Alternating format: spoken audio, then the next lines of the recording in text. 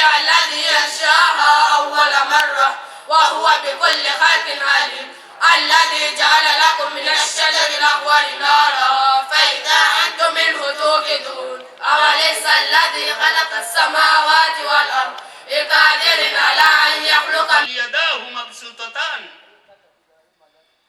mkono wake Allah umekunjuka mara mbili. Mimi na wewe ndiyo tumesiliki, ndugu zangu Waislamu. Tukifuata njia ya Allah tabaraka wa taala, yeye yuko tayari kutupokea. Lakini iwapo mimi nataka kufuata njia yangu na wewe ufuate njia yako, basi tutakuwa wenye kuangamia. Mtume atuambia, qul hadhihi sabili ad'u ila Allahi ala basiratin ana wa man ittaba'ani. Welcome to this press conference of National Upcountry Muslim Caucus, Kiambu chapter. My name's Alhaji Shabani Gakare Bakari.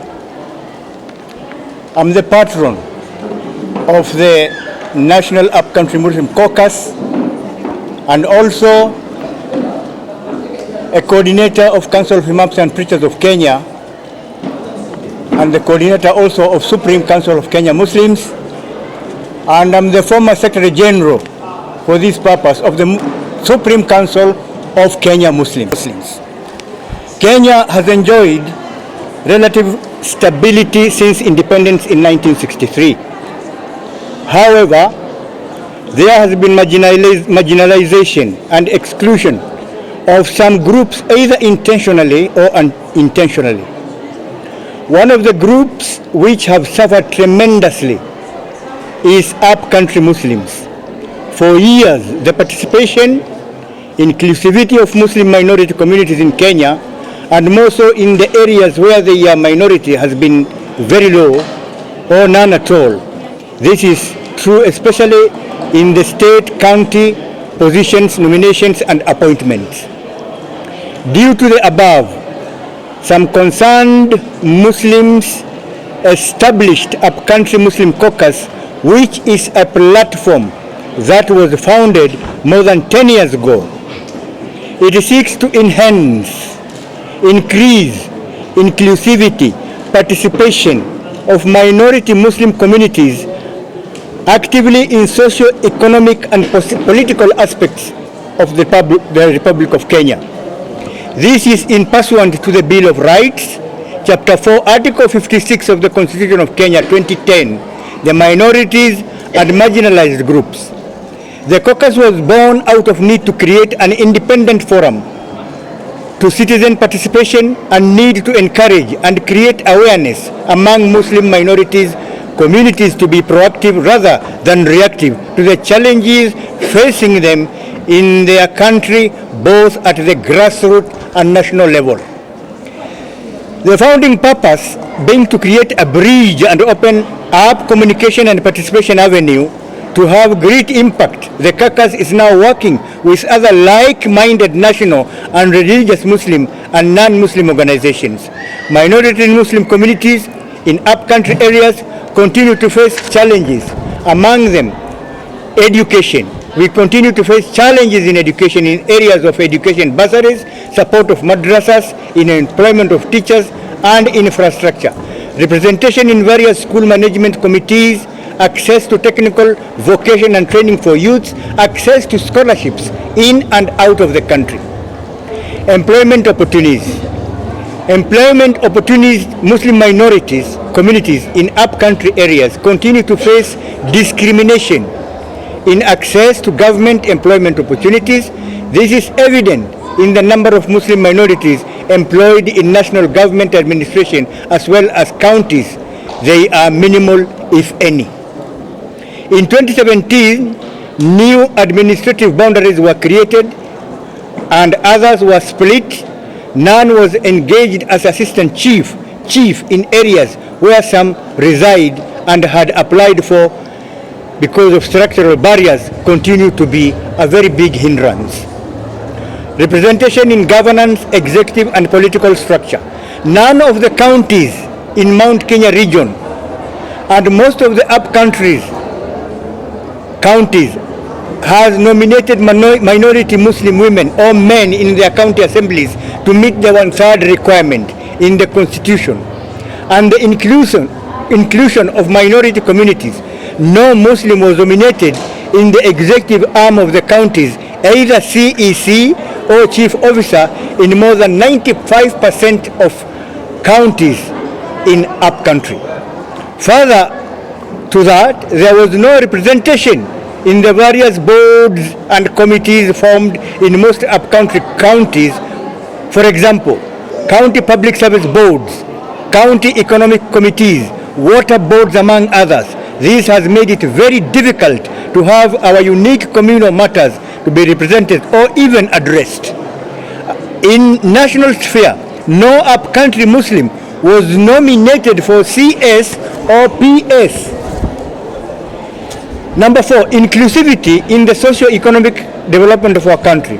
Some of the challenges we continue to face include loaning through riba interest, access to facilities such as Uwezo, Youth and Women Fund, access to government tenders, some are based on what you can give, capital to start businesses, exclusion in community development programs such as mental health, youth and women. Unavailability of Muslim communal places. Almost all Muslims' activities are done communally. And Muslims in upcountry counties continue to face the following communal challenges. Land set for mosques, where land has been donated, there is a lot of structural and institutional barriers to prevent a mosque from being constructed. Cemetery and burial spaces. The current burial site in Thika is the only one between Githurai and Ngoliba. The site was allocated in 1920 and no other expansion from its current location. As Muslim numbers continue to grow, these communal facilities remain static, not only here in Thika, but almost in all upcountry regions. Muslim schools and other institutions and assets remain unregistered even when registration procedures have been initiated. We need protection of the law in our assets and consideration in allocation of land, in land redistribution and allocation to the landless. Resolutions. This meeting has evaluated the status of upcountry Muslim communities' involvement in socio-economic and political aspects in the county in relation to Vision 2030 and the 2010 Constitution, and resolved the following. 1. We will help in the efforts by the government on ensuring that peace in the electioneering period and maintaining harmonious relationship with our neighbors. Number 2, we will get involved in all matters of socio-economic and political aspect of our country, Kenya. That we will seek partnership and support individuals with track record of integrity, promotion of peace, respect and integrity in the August 22 elections. We will only support leaders who will lay concrete plan of inclusivity of minority communities in their structures and appointments in key decision structures as we move to the general elections of 2022. We will enter into memorandum of understanding with such leader and we will enter into structured engagement with them.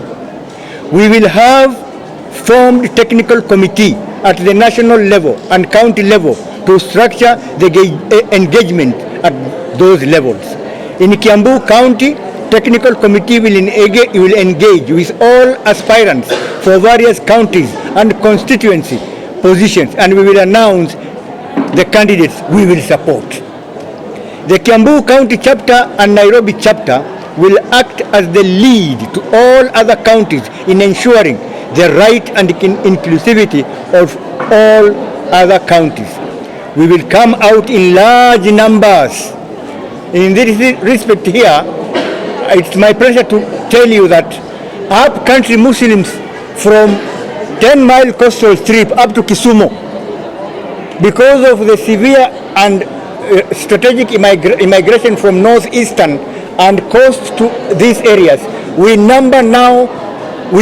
can now comfortably secure over 1 million votes. So we will deal with whoever shall agree to our terms and terms of the general Muslim community in these areas. We will come out in large numbers in the August election to vote for the leaders of our choice. That the National Steering Committee will work very closely with all counties to ensure that all counties hold a similar forum to discuss their issues and meet leaders of their choice for mutual understanding. That the National Steering Committee will engage IEBC, NCIC, and other relevant bodies in civic education, promotion of peace now, during, before, and after the elections. This is the statement from today's deliberations, and I will now call upon the National Chairman to add anything and maybe answer questions, if any. Our people from the press, and I highly thank our Honorable Engineer Patrick Wainaina, who has been endorsed to be, he is the first person to be endorsed by National Upcountry Muslim Caucus, and we began this conversation almost 3 years back.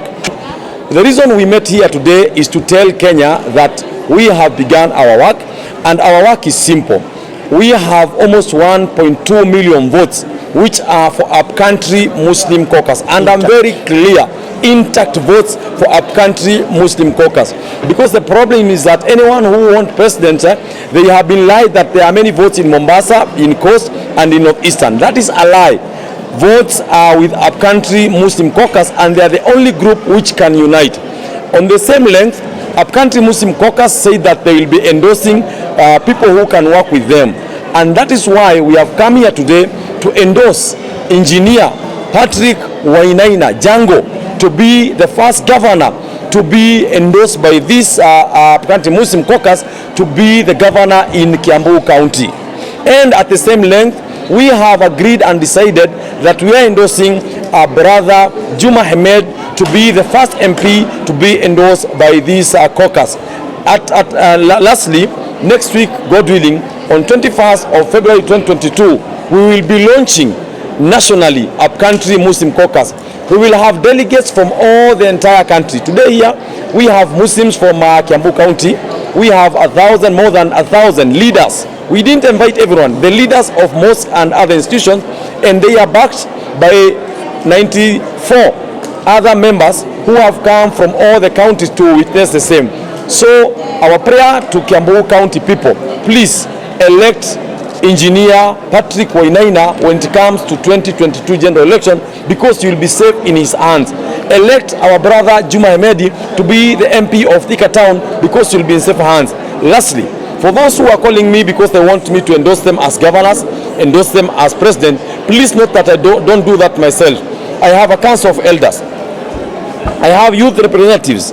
We have our mothers. We have a council of elders for Muslims in Upcountry, who I always consult each because the Muslims, or the national Upcountry Muslims, numbering almost 100,000 in Kiambu County and over 1 million in Kenya, have endorsed me today to go for the seat of Kiambu governor, and I think this is confidence. This is their confidence in my leadership in Thika. I remember they endorsed me, they prayed for me in their mosque in 2017, and they blessed me with that seat, and I was able to do a very good job, and they attest to that. And today they have come and they said we need to go ahead with the work that we have been doing now as governor. So I'm very, very happy. They have given me a stick which is actually a manifestation of authority. So I'm very, very humbled with all this action. And right today, they had assembled almost 1,000 leaders. All mosques in Kiambu are represented here. In fact, they had also invited some visitors from Nairobi and bordering counties just to witness this endorsement. So I'm really, really humbled with this action. And I've also promised that we are going to have total inclusivity from the top of my government in Kiambu, may it be CEC, CU, directors going down. I've promised that there will be total representation of Kenyan Muslims in my government. There will be a face of the Muslim community, and not just the Muslim community, the PWDs, all other religions, Christianity. Everybody must feel equitably represented in the government, and I am very, very resolved to have this, to achieve this. We have also talked about issues of education. We have talked about issues of bursary. We have talked about issues of land allocation. Sometimes they get discriminated just because of their religion, but I am very, very particular that there will be no discrimination of any kind, either by religion, by color, by gender in my government. I am very resolved about that. We also talked about economic empowerment, and we have agreed that yes, they are going to form clusters so that we can be able to empower them, their ladies, their youths, the men, so that they can also be able to move to the next level. We have also agreed that when it comes to the tenders that are given by the counties, as we have done in Dika in the past, we are going to offer those tenders to the groups that have been formed and they are running well, so that they can be able to do these jobs. Also, they can be able to retain money in the county, so that we can have multiplier effect in the smaller at the bottom of the pyramid. And this is because here in Kiambu, joblessness has been a very, very big issue. We have also agreed that yes, in my manifesto, we will be able to address education, healthcare, agriculture, infrastructure, and economic empowerment in that order. So basically, again, I want to thank, of course, the leadership. And we have also agreed that they are also going to be able to nurture leaders. And I'm happy that today, one of the young men called Juma Hemedi has presented himself for the seat of Thika Town Member of Parliament. I wish him very, very well. I've asked him to work very hard about that. Aden Ali also has presented him for the seat of Kameno MCA. So I really encourage them, and I wish them very, very well as they go ahead. Also, I wanted to say and mention about the issue of political parties. This time it is very, very important, because we have known and you have seen how political parties come in and they market themselves, they become very popular, and they become a wave.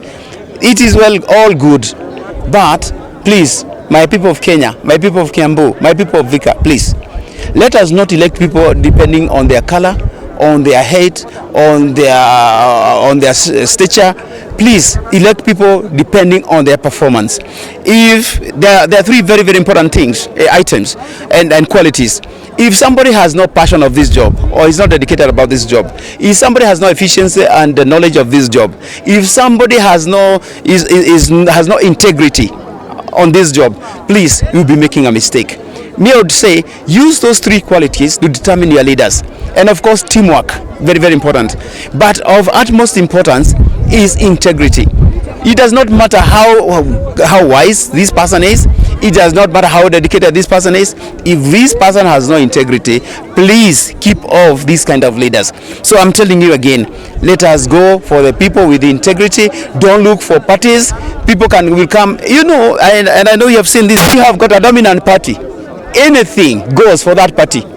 And when you want to say, politics is a game of interests. If there are interests about Mount Kenya, and the dominant party is not even interested in Mount Kenya, they will go and pass their laws the way they want, without any interest about the people of Mount Kenya. So this is my advice, especially to the people of Mount Kenya, because these are the people I represent. This is my advice. This time round, you don't have a presidential candidate. And because you don't have a presidential candidate, make your choice up there. It's okay. If you want to elect a member of parliament, please elect a member of parliament, elect your senator with your regional parties. Why? Those are the people who know your interests.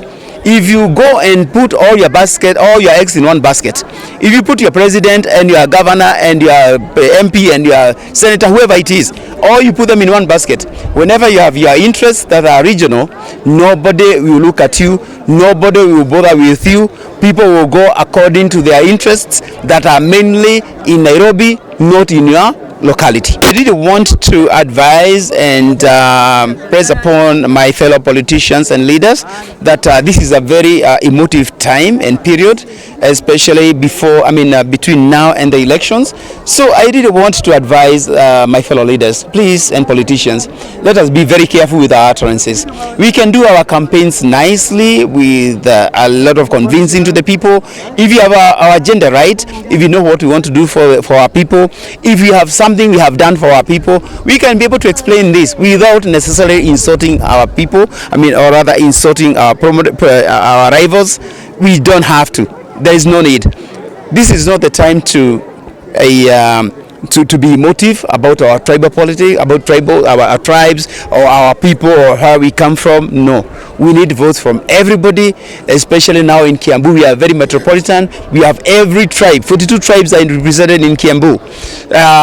When we are doing national politics, we have all these people, they have votes, and every vote is equal. So let us be able to make sure that we do not pit anybody against each other. Let us ensure that we do politics of peace, and everybody at the end of the day is going to be a winner. Let us have a win-win politics. For quite some time there has been either structural or systematic marginalization of communities related to minorities. And today we came here to talk and to discuss on our way forward on what we need to do as far as that agenda is concerned. We were discussing on key agendas, among them issues to do with education and access to bursaries. We also discussed about issues to do with inclusivity and representation of people. We will need at least some of these items considered. Then we also talked about issues on common places. Our common places such as cemeteries, such as mosques, accessibility to it and permission to develop, and also being allowed to do those kind of things are matters that we were discussing. For many years now, people have been coming to ask us for support and to ask us for vote, and we have been doing that. This time round we have said that even as we are engaging, we will engage structurally within a certain kind of structure.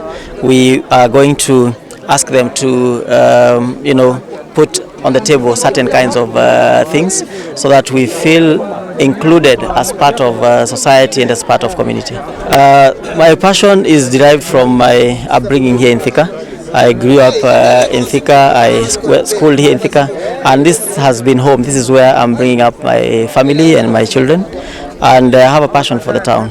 I have a passion to ensure that we are addressing matters connected to the youth. I have a passion to ensure that we are engaging matters to do with women and empowerment, and to uplift the lives of the Thika people, the common Thika people. I have a passion to look into the issues of unemployment and policies that we can be able to relax and bring them to the fore as far as employment is concerned. We have quite a big challenge of course, infrastructure. We have a big challenge in policy, in legislation, and I feel that I'm quite capable and quite experienced enough in policy, experienced enough in legal, experienced enough in matters of community to be able to drive Thika town constituency in the next 5 years. And on political party, we are still scouting, and based on issues that were there in the last general election and things that are live even today as people are engaging, we are waiting to see how we can be able to deliberate on that. But so far I've been selling my policies, I've been selling my agendas, I have been engaging communities all across the divide, the young people, the women and the elders, to be able to articulate some of the issues and to share with them what I have for Thika people.